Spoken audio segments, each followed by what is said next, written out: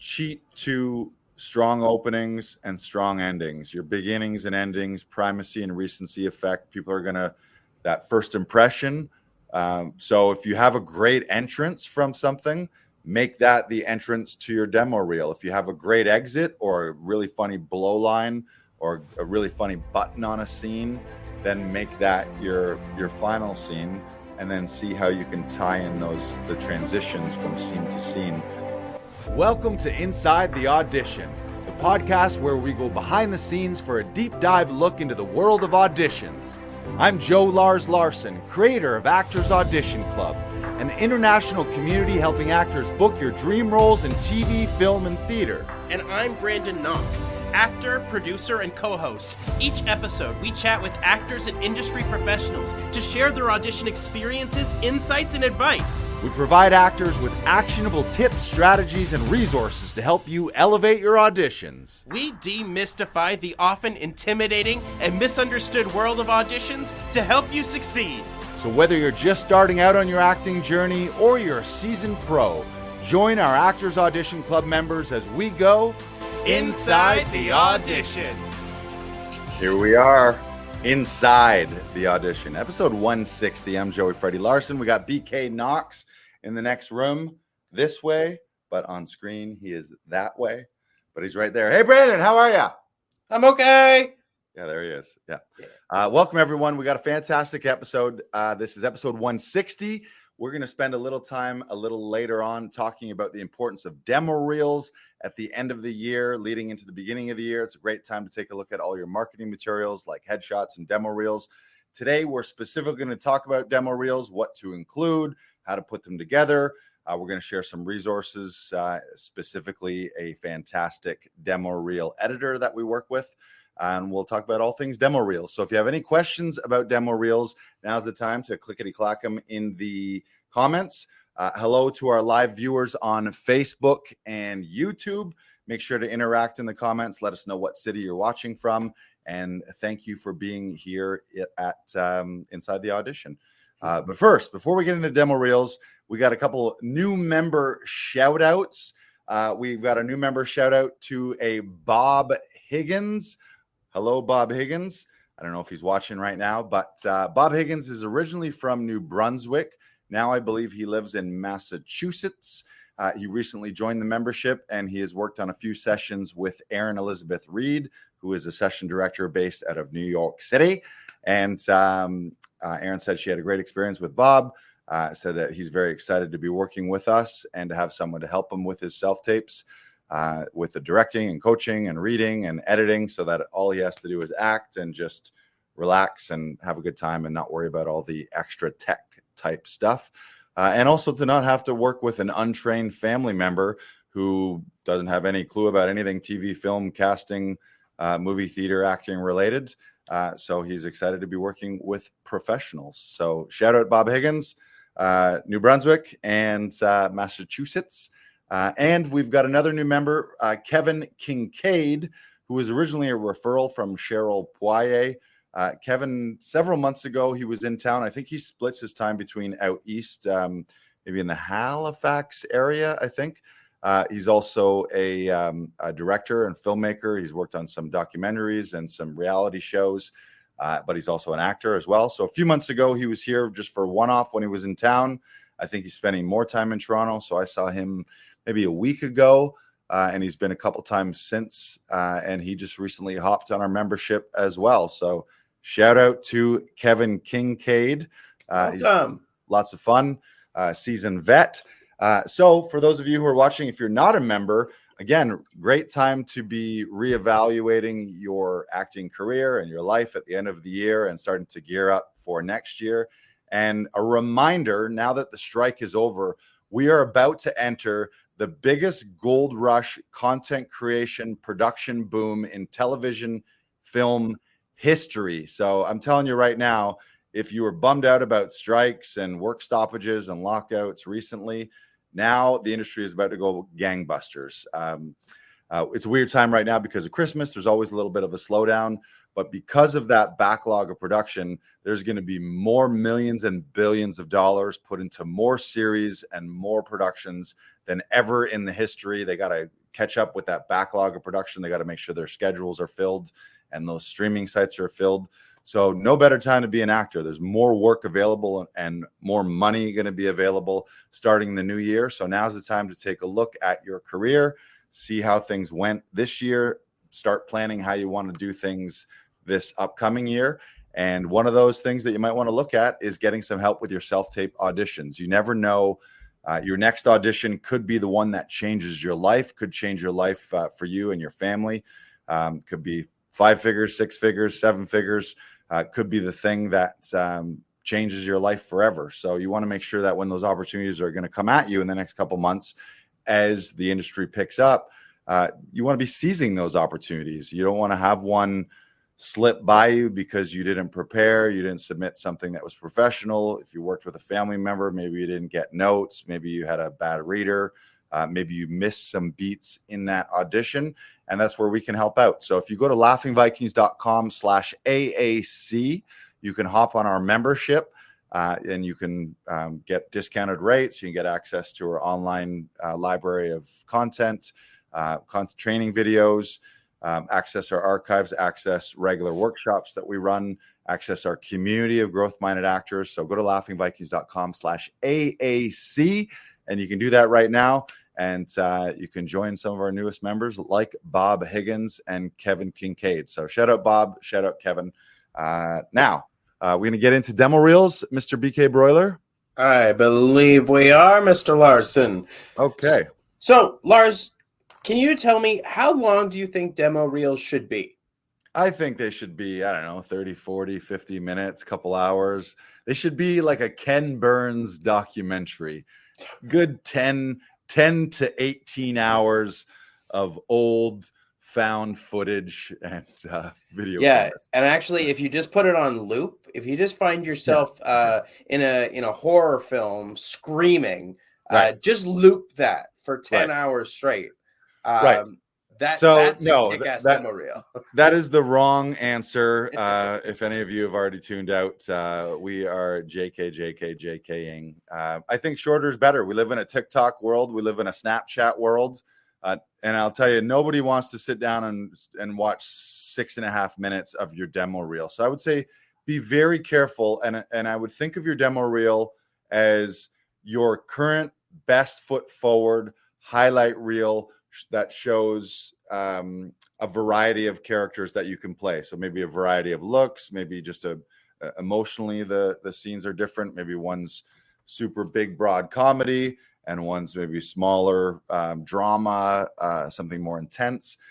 You don't need to go into the realm. I think a lot of people look at demo reels as an actor.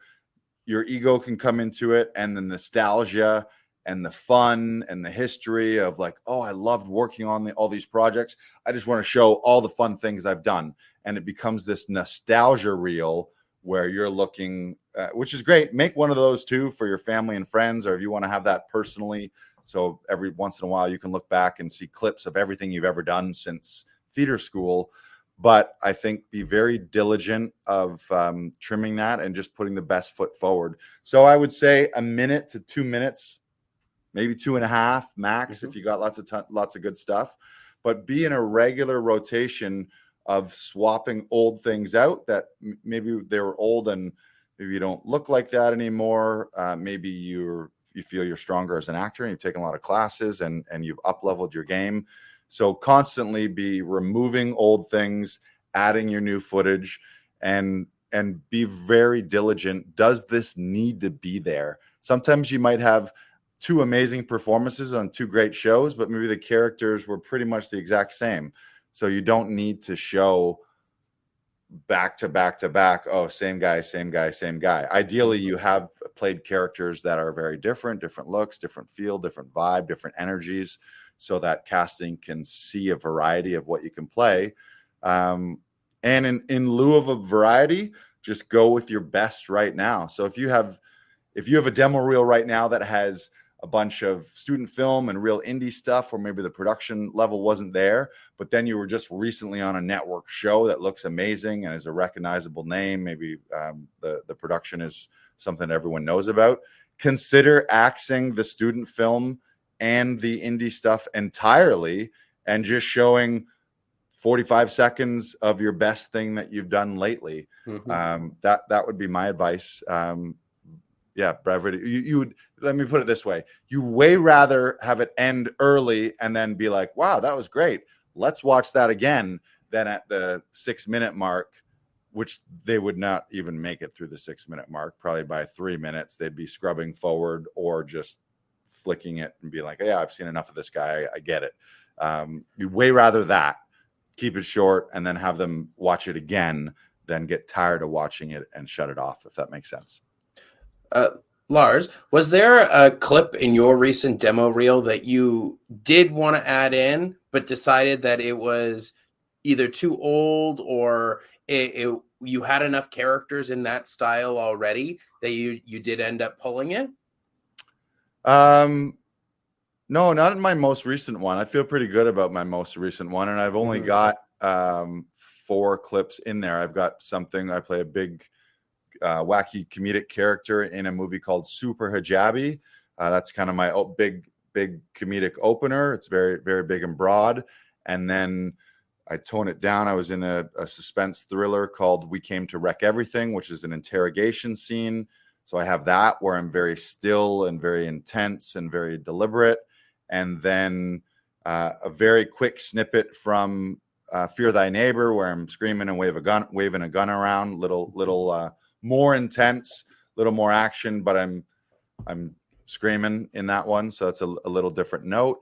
And then I finish with Lou Handy from a kids show called Oh Yuck, which is wacky, screwball, almost sketch comedy, kids comedy. And those are my 4 real quick. Nice. Yeah, I've got tons of other things. I have a separate commercial reel as well, which is all commercials, which I'm really proud of. That's got a lot of comedy in it and a lot of different looks, where I've got short hair, long hair, and just different things over the years that I've done. That's also got a lot of physical comedy in it as well. So no, I feel both of I think my TV film reel, I recently added a little more Lou Handy from the kids comedy, just because I wanted to infuse a little more comedy in it. It's at that demo is about 2:15 right now. And my commercial reel, I think, is 1:59.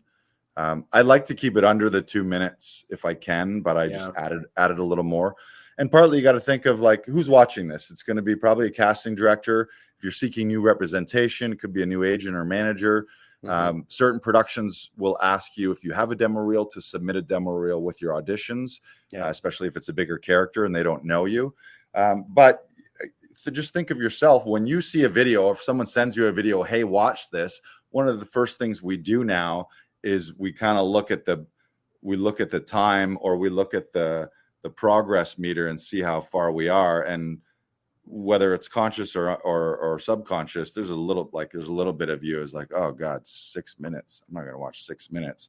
But if it's 1:59, then you're like, okay, I can stick out 1:59 on this.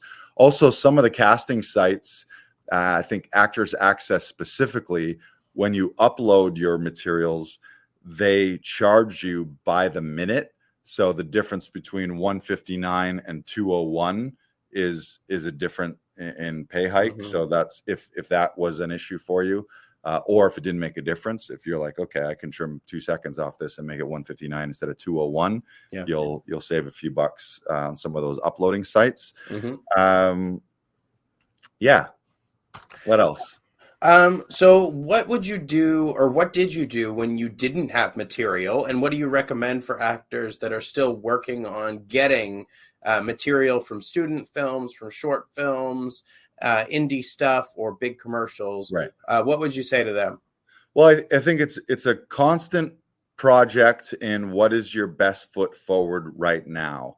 So whatever that means to you, if you're brand new and you haven't been in anything, I would suggest you need to be starting with class, and hopefully in those classes there's an on-camera element where you can shoot like an audition scene, sort of audition style. With obviously you want to have good lighting and nice backdrop and professional sound and all that stuff, but people need to see you, and they were like, okay, great, you're an actor, but what can I see?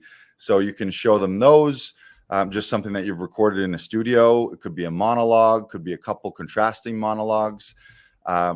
There's companies out there that will produce like demo reel type footage where they put together a small skeleton crew, grab a couple actors, maybe 2 actors who both need demo reel material. They agree on a scene and they spend an afternoon shooting that. So that I think that's worth the investment. If you don't have anything, that's kind of a level up. So I would say it's audition style monologue, like a self-tape style. Then it's student film, indie film, and or demo reel type production companies. And then after that, the next thing is actual footage from television and film professional shows that you've been in. But it's just always, what is your best foot now? So best foot forward right now. So I think a lot of people sometimes wait to do anything where they're like, oh, I just shot this thing, so I won't do demo reel right now. I'll wait. And then in the meantime, it's like, could be 6 months, 8 months, a year passes before that thing comes out or before they get footage. And then in the meantime, they don't really have anything to shop themselves around. So I think always have something that is your best work right now. And then even update those. So if it's a monologue that you've recorded in an audition type setting, just to have something, then consider every 3 months, 6 months, if you're improving, that you probably want to be updating those and either pick a new monologue or re-record the one that you have, so that you're always feeling confident. This is me right now at my best, showing you what I got right now, and then constantly upgrade that. Yeah.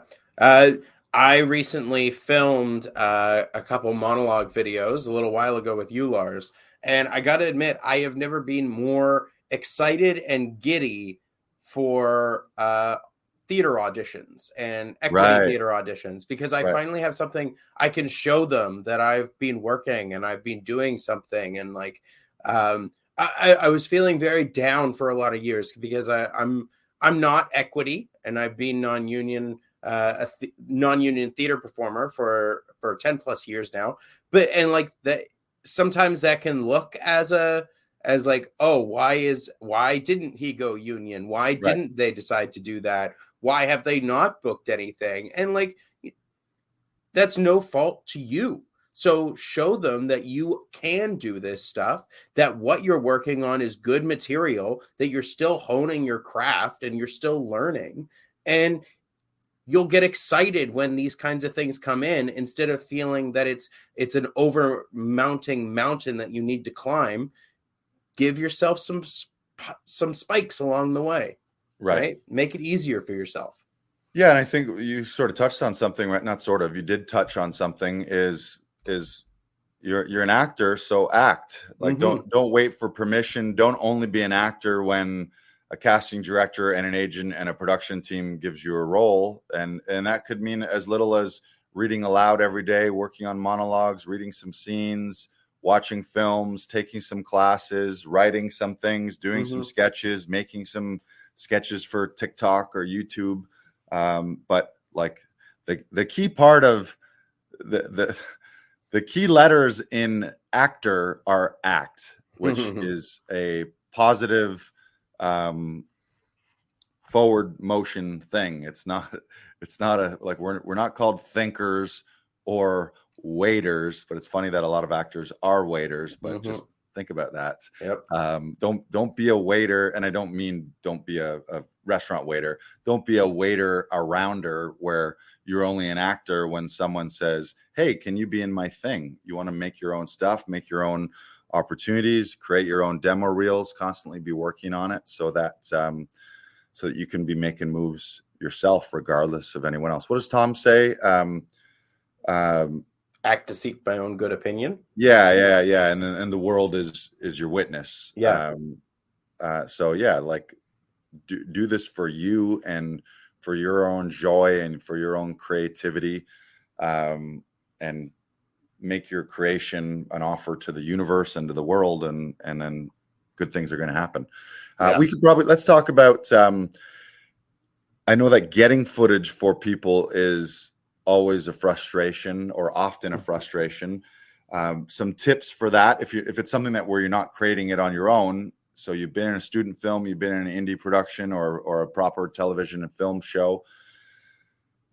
There's often a delay to get those footage, to get that footage. That could be a year, 2 years before something comes out. Often there's sort of NDA type things where production, understandably so, doesn't want random scenes floating around, especially if it's not finished as well. Often, like, occasionally people can get a hold of footage that was shot on the day, like rough footage that hasn't been colored and hasn't been sound mixed and maybe isn't the actual cuts that end up in the final thing. So you got to be careful there.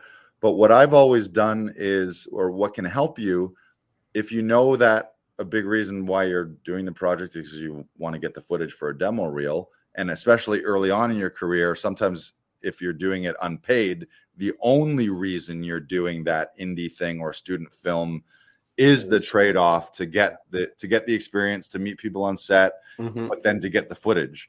So if that is the case, you need to do yourself a favor and make that very clear to whoever cast you or to the director or production producers that is the agreement. I'm volunteering for this. I'm happy to be the actor in this, but the deal is, in lieu of pay, I'm getting a copy of it. And when is that going to happen? And who am I going to do that with? So I've often, regardless of the level, I often make a point to you don't want to do that too soon, but at some point during the shoot, maybe towards the end of the shoot, I like to connect with, it could be a production manager, it could be the editor, it could be the director, it could be a producer, but I like to just touch base with them and have a little private conversation. Just, hey, this has been amazing. Thank you so much for having me. The shoot's going great. Question, when the time comes, who do I reach out to get this footage? And sometimes they're like, oh yeah, just send me an email. No problem.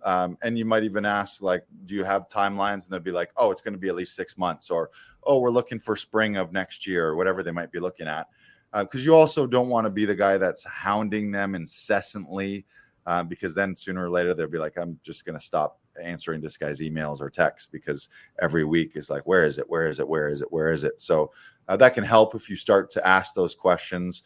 And often they're pretty cool, and they'll be like, yeah, send me an email and we'll make sure we get what you need. But it's probably going to be like, if you just shot something right now, like I shot something in August, the one of the producers he actually approached me and he was like, anytime, whenever you need the footage, just reach out and I'll give you whatever you need.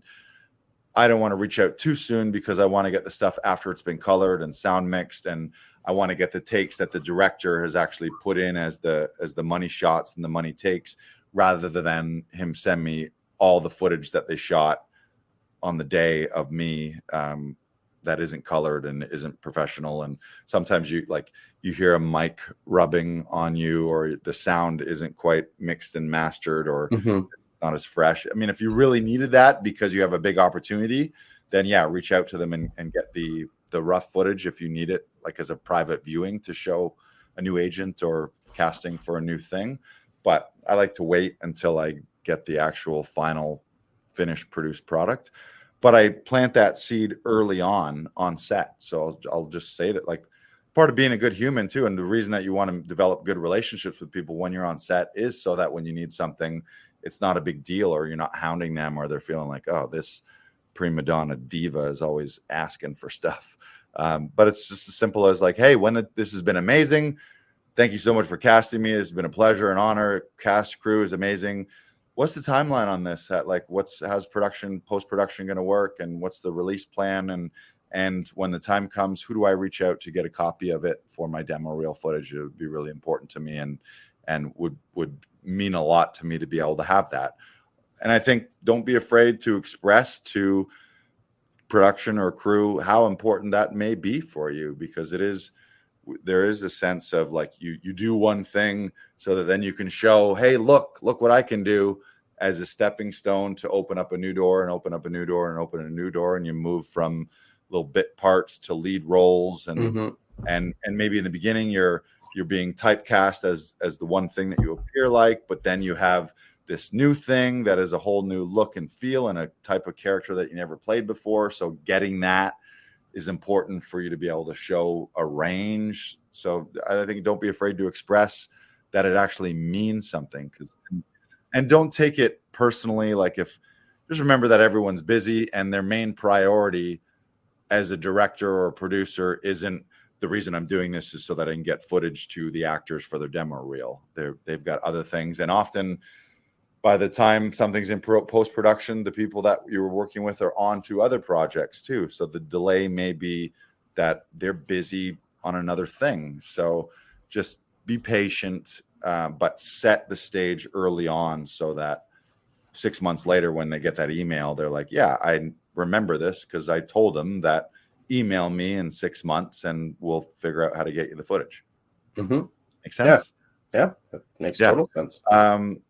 The other thing I don't have a guy like this, but there's certain people out there that are just really good technology on the internet, and they're really good at finding things. They have the website, so they find the tools and the editing tools to rip things from sites. Mm-hmm. Whether it's I actually have an idea for that. What I did is I had a clip from a TV show. I actually had it on one of the streaming platforms. And so what I did is I just screen recorded my screen and then put it full screen, and you blocked the scene off that way. Right. Right. Yeah, that's an option. The challenge sometimes with screen recording is usually it doesn't record internal sound, it records external sound. So you're often hearing you're hearing the room, you're hearing the sound come out of your laptop and then get recorded versus just getting the original sound from the thing. So it can sound, it's almost like bootlegging. If you were to go with a Handycam and record a movie sitting in a theater, it's going to sound a little different than getting the actual sound from the thing. So be cautious of that. But yeah, if you know a good tech guy, or there's just, I find posting on social media like, hey, I'm trying to find someone, how do I get a thing from this site? And somebody knows the software, some hack, some download plugin that you can do to rip stuff. Like no matter how much behind a firewall or behind security it is, like every site has been hacked and broken, and people figured out how to rip stuff from everything. So it's out there. You just might have to do a little work. But the easier thing to do is have an in with someone early on when you're working on the project. Start to map out who your go-to person is, and then have that person at the ready when the time comes to get the footage. And then we could talk about what do you actually want to put in that demo reel. If you're an editor, you can edit stuff yourself. We work with a fantastic editor and director, Adam Barnicki or I always say Barnicki, but it might just be Adam Barnick. I think it is. Yeah. Adam Barnick from Wicked Tree Creative. Wicked Tree Creative. He back in the day did one of my demo reels. He's worked with Brandon. He's worked with a few other members. We often refer him. He's a director and he's an editor, so he's got a good eye to how to put scenes together. Good eye for opening and closing. You want nice seamless edits between scenes and characters. Sometimes you can kind of create a little mini narrative that wasn't even there. So almost like your demo reel itself has a little bit of a story based on how you're cutting things and how you juxtapose things. If you're editing yourself, a few things I would say: focus on your close-ups. Remember that the general note is be selfish in your demo reels. Your demo reel is about you. It's not about the other actors. It's not about the scene or the story. Sometimes I've met actors who are putting their demo reel together, and maybe you're really proud of the scene and the story. Nobody cares about that. I'm not watching a demo reel to be like, ooh, this is a cool, juicy scene. I see what's going on here. I just want to see big, strong moments of your best acting, ideally in a close-up. If you're using wides, you might use a wide or a master if it's something very physical. Like if you're a stunt guy, you probably have a separate stunt reel which is showing full body and showing your fight scenes, and maybe it's showing multiple actors. But the biggest thing is open on a close-up. What you don't want, here's a big mistake, is I don't want to press play on a demo reel and see two actors and not know who I'm supposed to be watching. And if you're sending this to new agents and new casting and new producers, they don't know you. So they don't know, oh, there's Brandon right there, I'm going to watch Brandon. So if it's a back and forth, or if it's a two shot between you, or I've even seen some where the opening shot wasn't even them, because the opening line from the scene was the other character. Cut that shit. Open on you. Make it very clear that you're the hero of this. You need to be the lead in your own demo reel. Let me put it that way. And I've watched demo reels where it's like, I just saw 8 actors in this, and you didn't even have the most screen time. So cheat to your close-ups. Don't worry about the story. And another note would be juxtapose your characters for contrast. So if you have characters that are similar, split them up and put a character that's different. So they see you as this guy, and then they see you as this guy, and they see you as that guy, and really think castability. Think in terms of a casting director. If they're seeing like, okay, this in the opening thing, this is a big wacky best friend type character in a broad comedy, and the next one is a dark gritty thug / action guy, drug dealer kind of thing in a something dark and gritty, and then the next one is a real estate agent in something maybe a more Hallmark or movie of the week type vibe, clean cut corporate type thing, and then the last one is something else. So just think of mixing it up, and like, so the casting director or whoever's watching it can be like, ooh, that guy, oh, here's another look, oh, here's another look, rather than same thing, oh, I get it, click, let's watch the next one. Yeah. That makes sense? Yep. Okay. So biggest thing is close-ups. Use your close-ups. Don't worry about the other characters. And I would say, like anything, cheat to strong openings and strong endings. Your beginnings and endings, primacy and recency effect. People are going to, that first impression. So if you have a great entrance from something, make that the entrance to your demo reel. If you have a great exit or a really funny blow line or a really funny button on a scene, then make that your final scene, and then see how you can tie in the transitions from scene to scene, and have some fun with that stuff. But yeah, keep it tight, keep it quick, and don't be precious with your material. Don't make it a nostalgia reel of, here's my entire career from the time I was in student films to now. This is me doing everything. Mm-hmm. Just, what is your strongest work? Close-ups featuring you, and don't worry about the story and the scene. Don't be precious with it. It doesn't need to make any sense. It just needs to just strong moments from you so that they can see, oh, this guy is a player. He's a great actor, and he's got some range, and I can see the types of things that he could do, and what he could be castable. I can imagine him in different roles that we're casting for. Mm-hmm. Cool. Yeah, that's perfect. Yeah. All right, Lars, you wanted to talk about coaches? Yes. I had the privilege and an honor of going into my hometown last night. I actually had to drop off Luna, my dog, to my dad's because I'm going to LA next week. But as it worked out, I was able to also attend a celebration of life for one of my earliest baseball coaches. We'll share a screen here and bring him up. This is Dean Heliotis, affectionately known as Dino.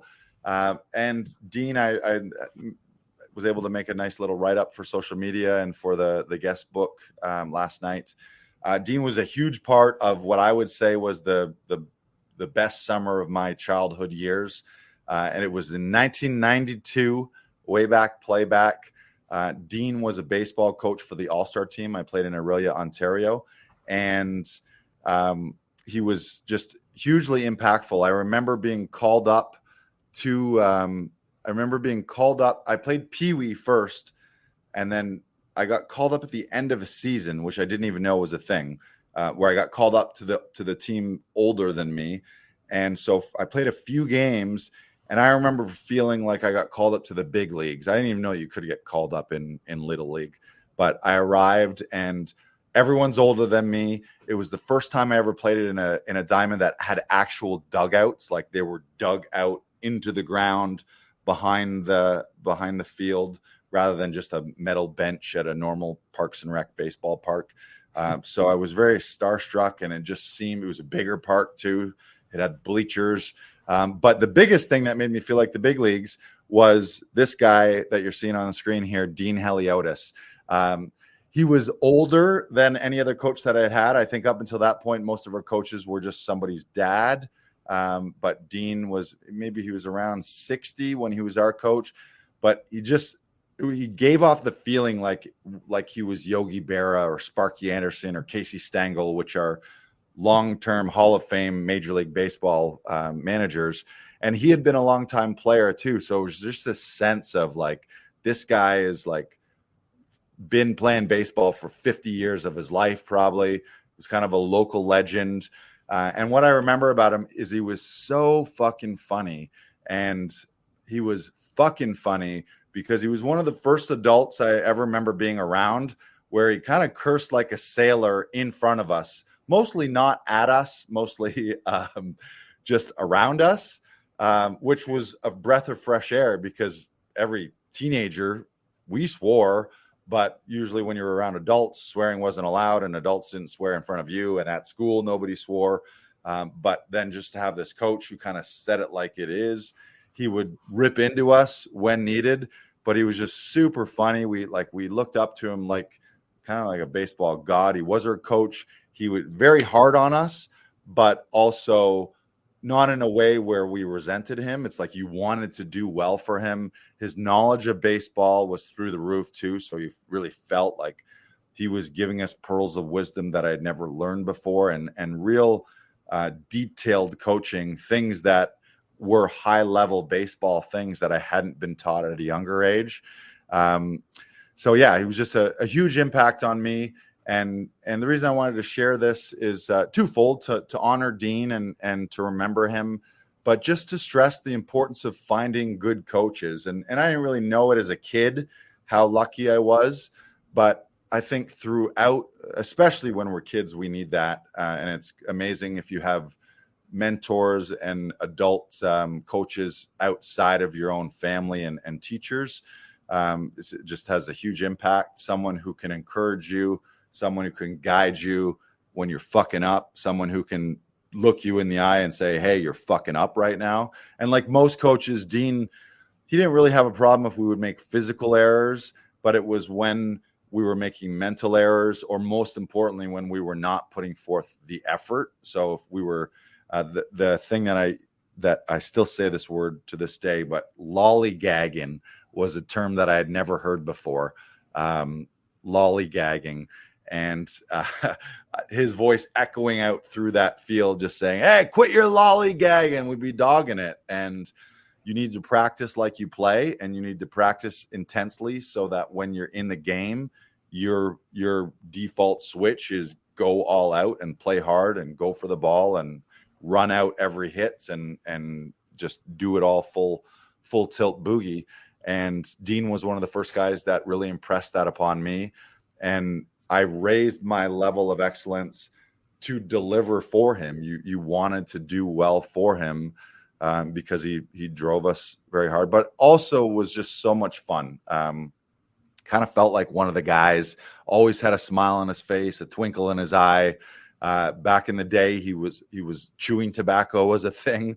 So when I got called up, I'm like, okay, this coach, he's way older, seems to know way more about baseball. He's really funny. He swears. He's chewing tobacco in the corner of his mouth and spitting. Like it was just mind blown by this guy. So, and parlaying that into today, I think even when you're older, just the importance of finding coaches who bring out the best in you, people who can challenge you, people who can teach you new things, But I think coaching is different than a teacher. Teachers teach you the facts and they teach you some of the fundamentals, but coaches work specifically with you to translate the education or the teaching into real time results now. And that's whether it's an acting coach. Like I feel really lucky to have an acting coach in Tom Todoroff. I have a business coach in James Wedmore. I have a growth and personal development coach in Brendan Burchard. And so I would just use this reminder of remembering Dean to ask yourself, do you have coaches in your life right now? And if you're an actor, find an acting coach or multiple acting coaches. Maybe it's a fitness coach. Maybe it's someone like a therapist as well, which help you with your psychology and your mental game. But surrounding yourself with coaches in all aspects of your life.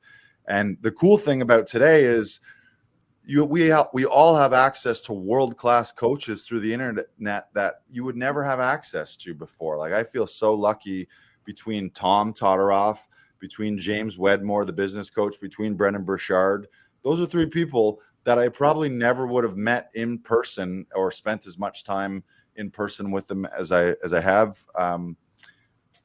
Like James and Brendan, I never would have met in person. I'm going to meet James in person in LA next week, but just the ability that we have to listen to a world-class mentor's podcast, or to enroll in their online course, or to enroll in their mastermind, and to have the ability to work with world-class leaders and experts in their field.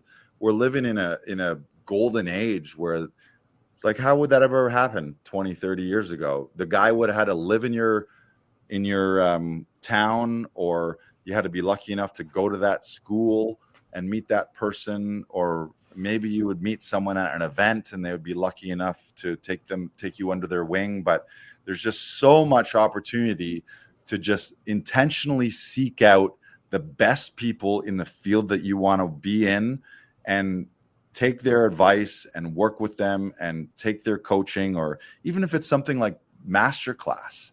Think about that program Masterclass. It's like you can learn comedy from Steve Martin, and you can learn writing from Aaron Sorkin, and directing from Ron Howard. Like, what the fuck? Like, you would have had to learn directing and writing from Ron Howard and Aaron Sorkin would be unheard of for the average person. You would have to get on set or meet them in Hollywood somehow, and then develop a relationship with them and just be lucky enough to be one of the few people that they were able to work with in person.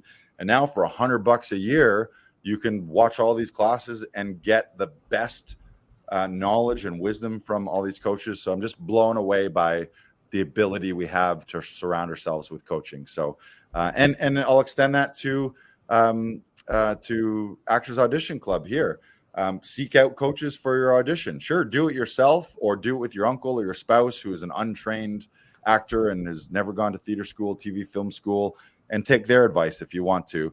But ask yourself, does that make any sense? Does it make any sense that you would take a direction from your kid or your brother or your sister or your wife or your girlfriend if they have no professional experience in TV and film, in the acting world and filmmaking? Doesn't make any sense at all. Ask yourself what your favorite series and shows and movies are right now, and every one of them use professional actors and they use the professional crew. It would make no sense if they were like, my uncle happens to be hanging out here. Do you want to throw him opposite the lead for this big scene?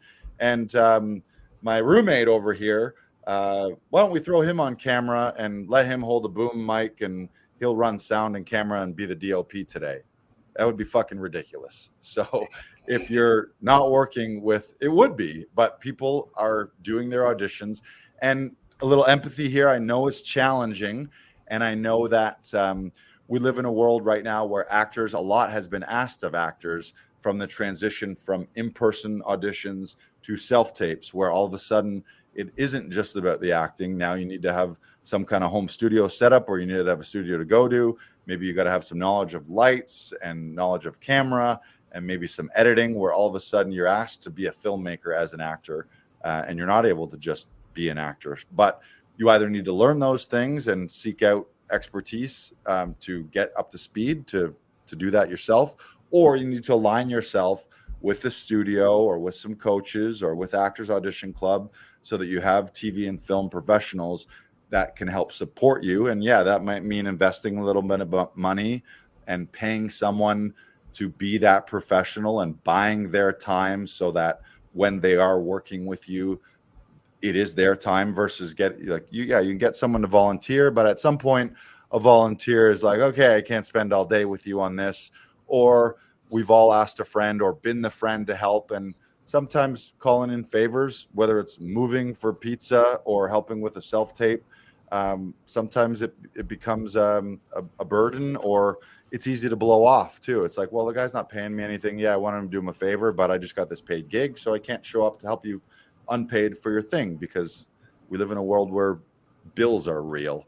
So investing in professional help, investing in coaches, paying for that, the transformation comes in the transaction, meaning when you pay, you got skin in the game, and also the person that you've paid has skin in the game, so they're going to show up. Same thing.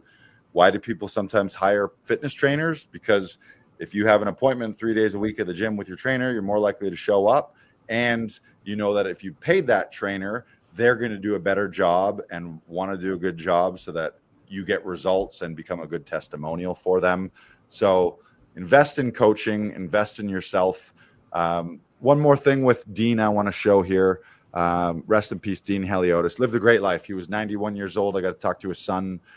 His wife was there. It was very sweet. Took time to have a conversation with me and talk about how much Dean loved his players and his kids that he worked with, that he coached. But I want to share one of the things he taught me, and I kind of forgotten about this, but was how funny he was. How do I share? There it is here. So there's our team. Can you see this? Mm-hmm. Can you see that there? Bonus points if you can find me. There's Dean. Dean is right here with a wicked smile on his face. That's me right here, big, tall, blonde guy right here. But what I wanted to show was, and we can wrap up on this. Where is it here? So this was shared. I don't think Dean did this with our team, but this was something that he had a history of doing. He was a real wisecracker, real prankster, was always having fun, knew how to lay down the law and be serious and to rip into us when we needed it. But baseball and sports, and especially when your kid is supposed to be fun. So this is something that he would give out. I'll read it. This is to certify that Michael Provenzano, who was a Aurelia ball player, has qualified as a charter member of the GCG Institute, guaranteed certifiable goof. As a member of this fabled institute, you have qualified by committing numerous acts of stupidity with prejudice to the game of baseball. Your consistent disregard for Abner Doubleday, who is the original creator of baseball, for Abner Doubleday's basic precepts about the game have brought you into this hallowed halls of this select group, and as such, you are decreed to have attained the order of goofism anywhere in the ward. Welcome aboard, goof. Brought to you by the supreme goof of goofs, Dino Heliotis. So just so funny, like obviously making fun and making light, like probably this guy made a big error that maybe lost them a game, and rather than just yell and scream at him and have him ostracized as the player that lost the game, probably the next game in the dressing room or on the bench presented him with this certificate of goofism, but also had the presence of mind that he took some piss out of himself there at the end to say, hey, I'm also a goof of goofs. We all make mistakes. We all make errors, but you know, what are we going to do? Let's have fun and make light of it. So shout out to Dean, the supreme goof of goofs. And shout out to all the amazing coaches out there, and shout out to everyone listening and watching. If you don't have coaches, seek coaches and figure out where can you bolster your life with a coach here and a coach there, like a fitness coach, a mental coach, a business coach, an acting coach, all kinds of things, so that you're not just a lone wolf out there where you start to feel like, oh, I'm supported I'm part of a team and I'm getting the best information from people rather than having to rely on trial and error. Like, people have done some incredible things in the world already. So stand on those shoulders of those giants by hiring them or learning from them, reading their books, reading their memoirs, all that kind of stuff. So once again, shout out Dean. Let's stop that share. And anything else? Final words? Have a great week, everybody. Have a great week. We'll see you next week for episode 161. I will be in sunny La La Land. I leave first thing in the morning. I'm flying down to LAX. I'm going to spend a few days in Irvine, which is about 45 minutes south of LA proper. And I'm going to be at a digital business and online marketing and online business conference for a few days to help us build Actors Audition Club and Laughing Vikings through my business coach, James Wedmore. And then I'm skipping up to Hollywood. I'm staying in Hollywood for 3-4 days, doing some stand-up, going to meet with some actor buddies, hopefully meet with some director and filmmaker friends while I'm in town, and just lay the groundwork for being back and forth to LA and New York. To put it out there in the world, I've spent most of my time in my career in and around the Toronto area, but I want to do more regularly in New York, in LA, and then ideally just connect that triangle of places, New York, LA, New York, LA, New York, LA, Toronto, New York, LA, Toronto, over and over again. So looking forward to the sun, and looking forward to doing some stand-up. And I will be doing a podcast episode from Hollywood next time you see me. Well, we look forward to that. And we will see you all again next Wednesday, 2 p.m. Yes. One more time, shout out to Bob Higgins. Shout out to Kevin Kincaid. Hit up Adam Barnick for your demo reel needs. Make sure to subscribe on all your favorite podcast platforms, or at least one of your favorite podcast platforms. And thank you for listening and watching, everybody. Bye-bye.